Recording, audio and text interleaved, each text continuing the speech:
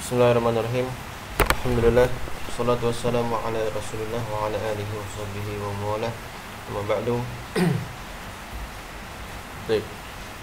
Masih membahas dalam kitab shalah bab masih bab sifatus shalah halaman 57, yaitu dalam firman Allah Subhanahu wa taala, innallaha wa malaikatahu yusholluna 'alan nabi ya ayyuhalladzina amanu shallu 'alaihi wa sallimu taslima. Qala Sa'di, Syekh Sa'di mengatakan, ya ayyuhalladzina amanu shallu 'alaihi wa sallimu taslima, wahai orang-orang yang beriman, berselawatlah kalian dan berilah salam kepada Nabi Muhammad SAW, iktidaan billahi wa malaikatihi, dalam rangka untuk meneladani Allah dan Rasulnya. Itu kita lihat pada kata sebelumnya, di sini Allah mengatakan innallaha wa malaikatahu yusholluna 'alan nabi. Maka orang-orang yang beriman, kalian juga berselawatlah dan berilah salam kepadanya, kepada Nabi Muhammad SAW, dalam rangka untuk meniru perbuatan Allah dan para malaikatnya, yang mana keduanya mereka juga berselawat kepada Nabi Muhammad SAW. Wa jazaan lahu ala ba'di huquqihi 'alaikum, dan juga sebagai balasan untuk beliau atas sebagian hak-hak beliau untuk kita, yaitu di antara hak beliau adalah berhak untuk mendapatkan salawat daripada umatnya. Wa takmilan li imanikum, dan juga sebagai penyempurna pelengkap iman kita. Wa ta'dhiman lahu sallallahu alaihi wasallam, dan juga sebagai pengagungan terhadap beliau. Wa mahabbatan wa ikraman, dan juga sebagai rasa cinta dari kita dan sebagai rasa ikram, pemuliaan untuk beliau.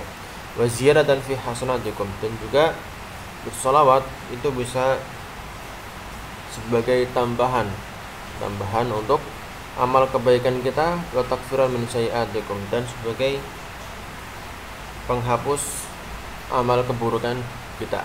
Wa afdalu hayatis salati alaihi salatu wassalam. Kemudian bentuk salawat yang paling afdal, yang paling utama adalah ma'allamahu bihi ashabuhu, yaitu apa yang diajarkan oleh beliau kepada para sahabatnya, yaitu Allahumma shalli ala Muhammad wa ala ali Muhammad kama shallaita ala ali Ibrahim innaka Hamidum Majid, wa barik ala Muhammad wa ala ali Muhammad kama barakta ala ali Ibrahim innaka Hamidum Majid. Nah, ini disebut dengan shalawat Ibrahimiyah. Wa hadzal amru bi sholati wassalam alaihi masyru'un fi jami'il awqat. Kemudian perintah untuk bersalawat ini disyariatkan untuk pada semua waktu, tidak hanya waktu-waktu tertentu saja, tidak hanya ketika hari Jumat, tidak hanya ketika mau berdoa, semuanya. Ketika waktu senggang kita tidak ada kegiatan, bersalawat kepada Nabi Muhammad SAW. Wa aujabahu katsirun min ulama fi shalah, dan juga sebagian besar ulama mewajibkan salawat ini ketika sedang melaksanakan salat. Nah, kemudian kita lihat hadisnya di footnote nomor 1 dari Ka'ab bin Ujrah. Qila ya Rasulullah amma salamu alayka faqad arafna fa kaifa shalah. Wahai Rasulullah, memberikan salam kepadamu kami tahu, sudah tahu. Fa kaifa shalah, namun bagaimana kami berselawat kepadamu? Maka Nabi mengatakan, qulu, katakanlah, Allahumma shalli ala Muhammad wa ala ali Muhammad kama shallaita ala ali Ibrahim innaka Hamidum Majid, wa barik ala Muhammad, dan seterusnya. Kemudian selanjutnya fasal yang terakhir dari bab sifatus shalah adalah fima yukrahu fis shalah, apa yang dimakruhkan ketika salat. Qala ta'ala, Allah Ta'ala berfirman, alladzina hum fi salatihim khashi'un, yaitu mereka adalah orang-orang yang di dalam salatnya khusyuk. Nah, al-khusyuk fi shalah apa itu? Yaitu hudurul qalbi baina yadayillahi ta'ala, yaitu hadirnya hati kita ketika berhadapan dengan Allah Subhanahu wa taala atau ketika di hadapan Allah Subhanahu wa taala, mustahdiran liqurbihi, dengan menghadirkan ya, atau dengan merasakan, berusaha hadir, berada di dekat Allah Subhanahu wa taala, fayaskunu lidzalika qalbuhu, maka dengan hadirnya hati kita ketika salat ya, hati akan menjadi tenang, walatma'innu nafsuhu, dan jiwa menjadi tentram, nyaman, wataskunu harakatuhu, dan gerakan kita menjadi apa? Ya, menjadi tenang, ya, tidak terburu-buru, tidak tergesa-gesa. Wa yakillu iltifatuhu, dan sedikit menoleh, ya, menoleh maksudnya ya bisa menoleh, mata kita tetap fokus ke tempat sujud, tidak menoleh kemana-mana, atau hati kita, pikiran kita fokus ke sholat, tidak menoleh kemana-mana, ya, tidak memikirkan hal-hal yang lain di luar sholat. Muta'addiban baina yaday rabbih, dan untuk menjaga adab, ya, untuk menjaga adab di hadapan Allah Subhanahu wa taala, ya, yang namanya manusia ketika dia sedang berhadapan dengan presiden misalnya, seorang yang dimuliakan di dunia, raja ataupun yang lainnya, dia pasti akan beradab, menjaga adab, ya, duduknya, entah mungkin matanya enggak gerak kemana-mana, ya. Begitu juga ketika di hadapan Allah Subhanahu wa taala, Raja semesta alam, ya, Malik Yaumiddin, Rabbul Alamin, maka ya sudah sepantasnya harus beradab di depan Allah Subhanahu wa taala. Mustahdiran jami'a ma yaquluhu wa yaf'aluhu fi sholatihi, dengan menghadirkan apa yang dia katakan, apa yang dia ucapkan, dan apa yang dia lakukan ketika sholat. Jadi harus dia hadir, hatinya hadir, pikirannya hadir ketika mengucapkan dan ketika melakukan gerakan-gerakan sholat. Min awali salatihi ila akhiriha, dari awal sampai selesai, fatantafi bidzalika alwasawis wal afkar radiyah, maka akan hilang, zala tantafi, akan hilang dengan tumakninah ini, dengan khusyuk ini, wasawis, ya, was-was, bisikan-bisikan dari syaitan, wal afkar radiyah, dan pikiran-pikiran yang buruk, ya, wa hadza ruhus shalah, dan ini adalah rohnya salat, intinya salat, wal maqsudu minha, dan tujuan dari disyariatkannya salat, wa huwa alladhi yuktabu lil abdi, dan inilah yang diwajibkan kepada seorang hamba. Fassalatu, maka kata beliau melanjutkan, salat ya, allati la khusyu'a fiha, yang tidak ada khusyuk, ya, wala huduru qalbin, dan juga tidak ada hadir, hati tidak hadir ketika salat tersebut. Fa in kanat mujzi'atan, walaupun dibolehkan, ya, fa in kanat mujzi'atan, walaupun salat tersebut mujzi, cukup, ya, cukup dalam arti apa? Cukup dalam arti seseorang ketika salat, ya, dia tidak khusyuk, tidak dari qalbi, dia cukup dari kewajiban salat tersebut. Maksudnya kewajibannya sudah gugur, tidak perlu apa? Tidak perlu ngulang lagi salatnya. Walaupun salatnya enggak khusyuk, tapi itu mujzi, boleh, cukup, sudah menggugurkan kewajiban dia. Musaban 'alaiha, dan juga dia tetap akan mendapatkan pahala, tetapi apa? Fa inna tsawaba, pahala, besar kecilnya pahala, ala hasabi ma ya'kilul qalbu minha, sesuai dengan apa yang dipikirkan oleh hati kita, apa yang difokuskan oleh hati kita. Jadi besar kecilnya pahala sesuai dengan, ya, kondisi hati kita. Kalau hati kita fokus, khusyuk, ya, maka pahala salat pun menjadi besar. Tapi kalau kok hanya khusyuknya sedikit, ya, banyak menghayalnya, banyak mikir kemana-mananya, maka pahalanya pun menjadi sedikit pula. Nah, kemudian yang berikutnya yaitu firman Allah Subhanahu wa taala, ya ayyuhalladzina amanu la taqrabus salata wa antum sukara hatta ta'lamu ma taqulun. Ya, wahai orang-orang yang beriman, jangan kalian dekati salat dalam keadaan mabuk sehingga kalian mengetahui apa yang kalian bicarakan. Wa yanha ta'ala ibadahul mu'minin ay yaqrabus salata wa hum sukara. Ya. Allah Subhanahu wa taala melarang kaum mukminin untuk mendekati salat dalam keadaan mabuk hatta ya'lamu ma yaqulun, ya sama ya. Sampai kapan? Sampai mereka mengetahui apa yang mereka katakan, ya maksudnya mereka sadar. Ngomong apa sadar. Wa hadza syamilun liqurbani wa wadhi'is shalah, dan ini juga masalah ini, larangan ini mencakup kepada larangan untuk mendekati tempat-tempat salat seperti masjid. Fa innahu la yumakkanu sukranu min dukhulihi. Fa innahu la yumakkanu sakranu min dukhulihi, karena tidak mungkin ya. Enggak diperbolehkan orang yang mabuk untuk memasuki tempat tersebut, masjid. Wasyamilun la nafsus shalah, dan juga larangan ini mencakup untuk salat itu sendiri. Fa innahu la yajuzu lis-sakran salatun wala ibadatun, karena enggak boleh bagi orang yang mabuk itu untuk salat dan juga untuk berbuat ibadah yang lain.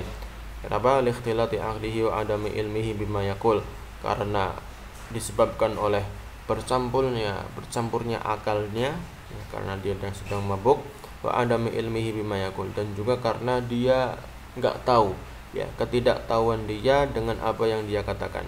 Ya bisa jadi dia mengucapkan subhanallah tapi harusnya apa? Harusnya Allahu Akbar, ya, takbir Allahu Akbar, dia mengatakan subhanallah. Ini kan enggak sah salatnya. Walihada, oleh karena itu haddad ta'ala dzalik, Allah membatasi hal ini. Jadi apa? Enggak boleh mendekati salat. Orang-orang sukara, orang-orang mabuk tidak boleh mendekati salat ya. Kemudian sampai kapan? Wa ghayyahu ila wujudil ilmi bima yaqulu sakran. Kemudian Allah menjadikan batas akhirnya dari batasan ini. Kan tadi Allah membatasi enggak boleh mendekati salat ya, enggak boleh, tutup oleh Allah Subhanahu wa taala, enggak boleh mendekati salat. Kemudian Allah Subhanahu wa taala menjadikan batas akhirnya, batas akhir seseorang itu enggak boleh mendekati salat adalah sampai wujudul ilmi, sampai dia itu tahu ya. Sakron itu tahu dengan apa? Dengan apa yang dia katakan di sini kan ya, hatta ta'lamu ma yaqulun ya. Ghoyah di sini ghoyahnya adalah sampai mereka tahu apa yang mereka katakan. Nah, wa hadhil ayatu al-karimatu mansukhatun bi tahrimil khamri mutlaqan. Ayat ini ya, yang kita baca tadi adalah ayat yang mansukh, ayat yang telah dihapus hukumnya bi tahrimil khamri, dengan pengharaman khamar secara mutlak. Fa innal khamra fi awalil amri kana ghairu muharram, karena sesungguhnya dulu khamar belum apa? Ghairu muharram, tidak diharamkan. Summa innallaha arada li ibadihi bi tahrimihi, kemudian di awal mula Islam Allah Subhanahu wa taala arada ya, mengisyaratkan kepada para hambanya, para sahabat dan juga Rasulullah tentang apa? Tentang haramnya khamar, hanya mengisyaratkan saja, yaitu dalam firman-Nya yas'alunaka 'anil khamri wal maisir qul fihima ismun kabir wa manafi'u lin-nas ya. Katakanlah pada keduanya, yaitu khamr dan maisir, judi, ada ismun kabir, dosa yang besar, wa manafi'u lin-nas, tapi juga ada manfaat bagi manusia, wa ismuhuma akbaru min nafihima. Kemudian Allah mengatakan dosanya ya, kerusakannya itu lebih besar daripada manfaat yang ditimbulkan. Ini ada isyarat ya. Di sini Allah mengatakan ismuhuma akbar, maka isyarat bahwasanya nanti Allah akan mengharamkan khamar. Summa innahu ta'ala nahahum 'anil khamri inda huduris shalah kama fi hadhil ayah. Kemudian Allah Subhanahu wa taala melarang para hambanya untuk meminum khamar ketika hendak menghadiri salat, sebagaimana dalam ayat ini. Itu dalam ayat sebelumnya. Ini ya ayyuhalladzina amanu la taqrabu as-salata wa antum sukara. Di sini Allah melarang untuk minum khamar, mabuk-mabukan ketika mau salat. Jadi larangannya apa? Larangannya khusus hanya ketika mau salat saja. Selain itu boleh ya, boleh minum khamar. Ini awal mula Islam.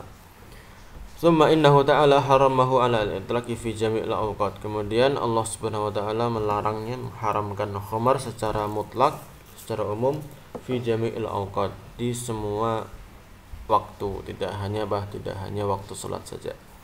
Fi qaulihi, berdasarkan firman-Nya, ya ayyuhalladzina amanu innamal khamru wal maisiru wal ansabu wal anslamu rizqum min amalis syaitan fajtanibuh. Maka ya, di sini pengharamnya, jauhilah ya, empat hal ini nanti, karena termasuk apa? Termasuk najis ya, perbuatan syaitan. Wa ma'a hadza ya, meskipun demikian, fa innahu yastaddu tahrimuhu waqta huduris shalah, tetapi pengharaman khamar itu menjadi lebih tegas, lebih keras ya, lebih tegas kapan? Waqta huduris shalah, ketika mau menghadiri salat. Jadi lebih tegas lagi pengharamannya ketika menghadiri salat. Litadammanuhu hadhil mafsadatu al-'azimah, karena mengandung apa? Mengandung kerusakan yang besar. Bi'adami, ini kurang mim ya, untuk ditambahkan sendiri, bi'adami husuli maqsudis shalah, dengan tidak tercapainya tujuan dari salat itu. Yaitu apa tujuannya? Alladhi huwa ruhuha wa lubbuha, yang mana tujuan salat itu merupakan inti roh, inti wa lub, ya lub juga inti ya, inti dari salat. Yaitu apa tujuannya? Wa huwal khusyu' wa hudurul qalbi, yaitu khusyuk ketika salat dan hadirnya hati ketika salat. Fa'inal khamra yuskirul qalba, maka sesungguhnya khamar itu menutupi hati, wa yasuddu an dzikrillah wa anis shalah, dan menghalangi seseorang dari berzikir dan dari salat kepada Allah. Wa yu'khadhu minal ma'na man udkhuli fi sholati fi halin nu'as al-mufrid, maka bisa juga diambil dari makna ini, yaitu makna bahwasanya khamar menutupi hati, berarti segala sesuatu yang menutupi hati, menutupi akal, berarti itu dilarang ya, dilarang ketika sholat. Nah, jadi Pak maka diambil dari makna ini, yaitu man udkhuli fi shalah, larangan untuk sholat, fi halin nu'as al-mufrid, dalam keadaan ngantuk yang sangat ya, ngantuk yang mufrid, berlebihan ngantuknya, maksudnya sangat ngantuk. Enggak boleh orang yang sedang sangat ngantuk sekali untuk sholat. Alladzi la yash'uru sahibuhu bima yaqulu wa yaf'al, yang seseorang tidak bisa merasakan ya, tidak bisa merasakan apa yang dia ucapkan dan apa yang dia kerjakan. Ya, dalam hadisnya dari Aisyah radhiyallahu anha, Rasulullah mengatakan, idza na'isa ahadukum wa huwa yusalli falyarqud, ya, apabila salah seorang di antara kalian ngantuk dan mau salat, maka apa? Tidur dulu hatta yadhhaba anhu naum, sampai ngantuknya pergi, ngantuknya hilang. Fa inna ahadakum idza shalla wa huwa na'is, karena sesungguhnya ketika kalian salat dalam keadaan na'is, ngantuk, la yadri, dia enggak tahu, la'allahu yastaghfir, bisa jadi dia meminta ampun, tetapi apa? Fayasubbu nafsahu, dia malah mencela dirinya. Harusnya bertakbir malah bertahmid, ya kan, enggak nyambung, malah tidak sah salatnya. Bal la'alla fihi isyaratun, bahkan ya bisa jadi di dalam makna ini terdapat isyarat, petunjuk bahwasanya seharusnya bagi orang yang pengen mengerjakan sholat, ayyaqta'a anhu kulla syagilin, untuk segera memutus segala sesuatu yang menyibukkannya, yushghilu fikrahu, yang menyibukkan pikiran dia. Jadi harus disingkirkan pikiran-pikiran yang menyibukkan dirinya. Kamuda fa'adul akhbasain, seperti contohnya menahan dua khobas ya, BAB dan BAK, watauki li ta'amin, atau karena ada hasrat, keinginan untuk makanan, wa nahwihi, dan sebagainya, kama warada fi dzalikal hadits sahih, sebagaimana diriwayatkan dalam hadis yang sahih, yaitu hadis nomor 2 dari Abi Harzah ya, lihat ini, qala kunna inda Aisyah, ya, dulu kami berada di sisi Aisyah radhiyallahu taala anha, di beberapa orang, ya, bertamu kepada Aisyah, kemudian faji'a bi ta'amiha, datang makanan, faqama al-Qasim yusalli, kemudian ketika sudah hadir makanan, al-Qasim ini ada salah seorang yang hadir di Aisyah, berdiri untuk sholat. Faqalat, kemudian Aisyah mengatakan, sami'tu Rasulullah sallallahu alaihi wasallam yaqul la yusalli bi hadratit ta'am wala wa huwa yudafi'uhu al-akhbasan. Jangan salat ketika makanan sudah dihidangkan, dan jangan salat ketika dia sedang menahan buang air besar atau buang air kecil atau mungkin buang angin juga sama, ya.